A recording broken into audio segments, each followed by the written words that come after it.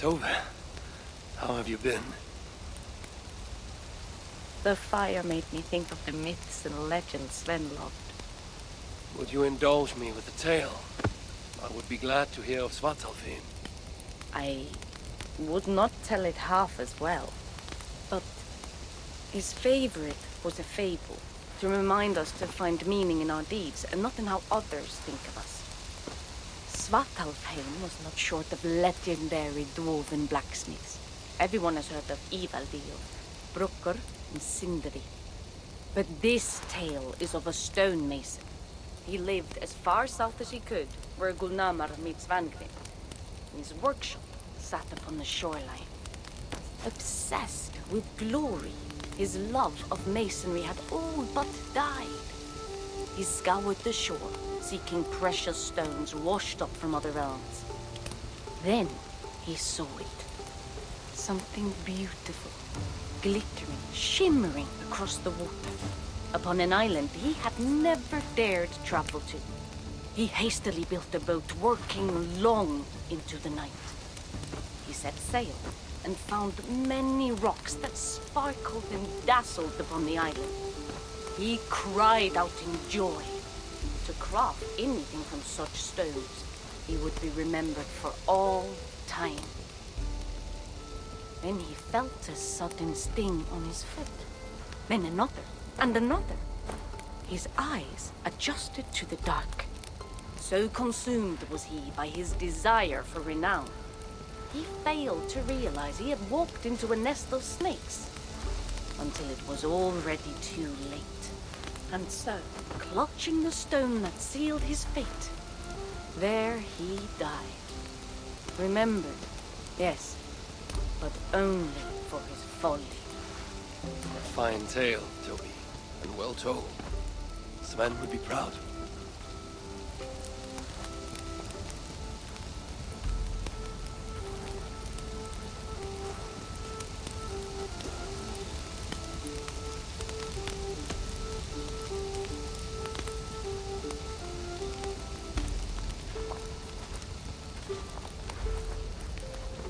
Are you and Bridget well? Of course.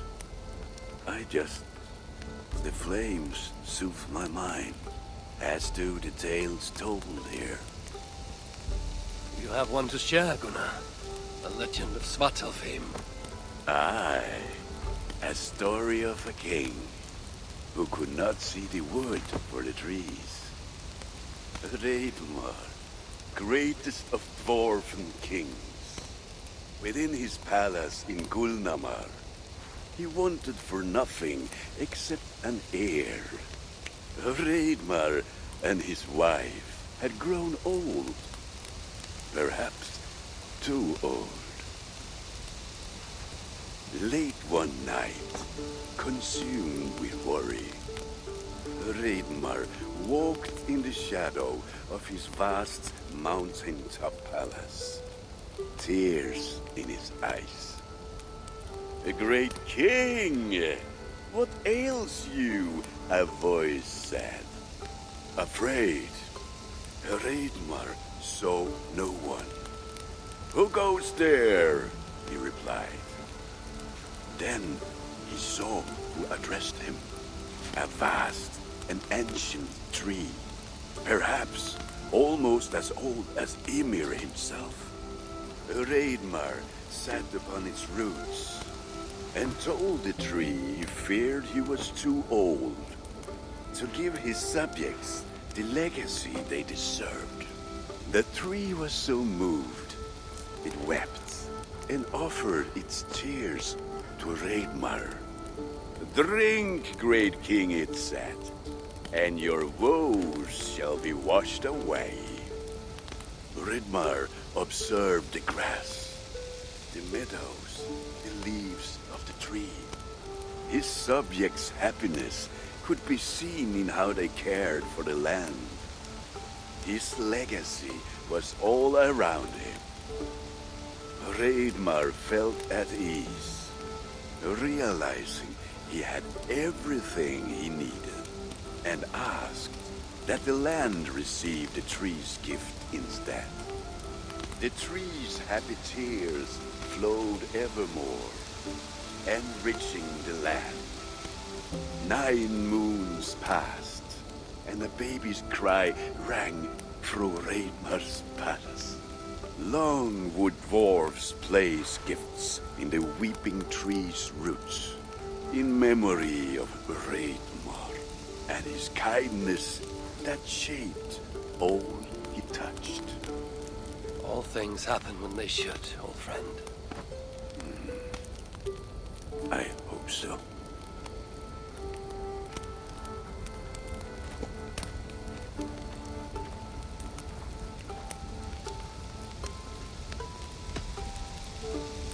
Eivor!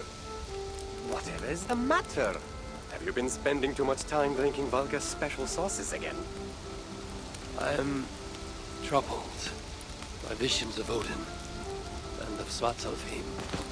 They plot my mind without warning, without invitation. Aha! Which is how Thor flooded Svartalfheim.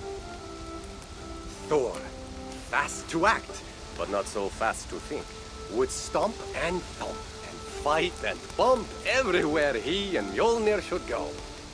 One day, he fought a giant in Jotunheim with such ferocity that Thor's killing blow was felt through all 9 realms.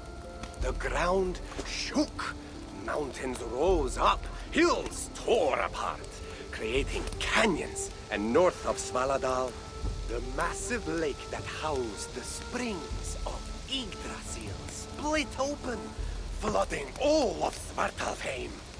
The dwarf king, Hreidmar, acted swiftly. He built 3 mighty dams, preventing further damage to his realm, working alongside his beloved subjects. So surprised was one builder to see the great king working as an equal that he slipped, tumbling into the raging waters below. Without hesitation, Hreidmar leapt, once from his horse and again from the center of the dam's lip, diving into the frightful torrent. Before the builder could even cry for help, Hreidmar was pulling him onto dry land.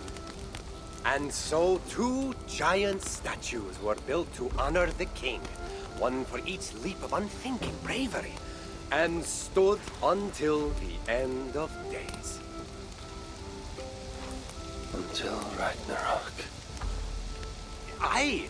So you see, actions ripple outward, like a stone falling into a lake.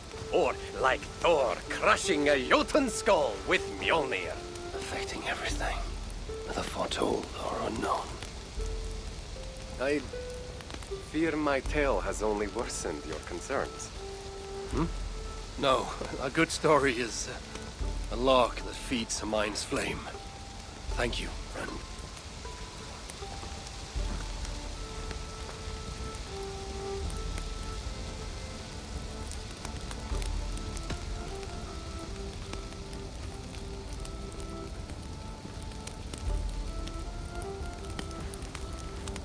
I hear you seek tales of Svartalfheim. You are not alone in your glimpses of the Aesir. You have seen them too.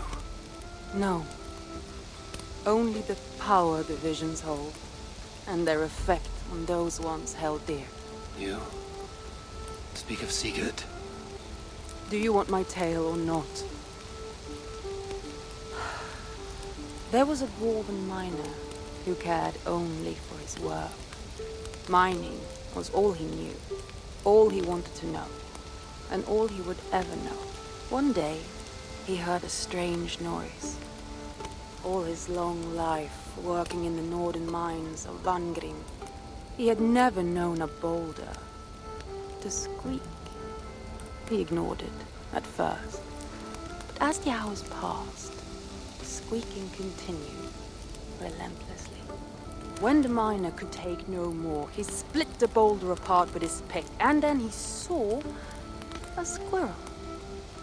Until now, pinned by the boulder, afraid and tired, the freed squirrel climbed into the miner's long beard and slept for 3 days. When the dwarf awoke the next day, he found fruit and nuts waiting for him. A gift from the squirrel. The first the miner had ever received. Finally, the miner had a friend. The squirrel led the dwarf to a stone hill within a lake. There, the dwarf would fish for supper, while the squirrel played in the trees. One night, watching his fishing line, the dwarf drifted off to sleep, smiling, enjoying the happy squeaks of his friend above. When the sun rose, its light did not find the dwarf, for he had turned to stone, his short-lived bliss captured evermore. The squirrel? It never left his side, hoping his friend would awaken, just as the miner had waited for the squirrel to do the same. Sigurd. He's not lost to us.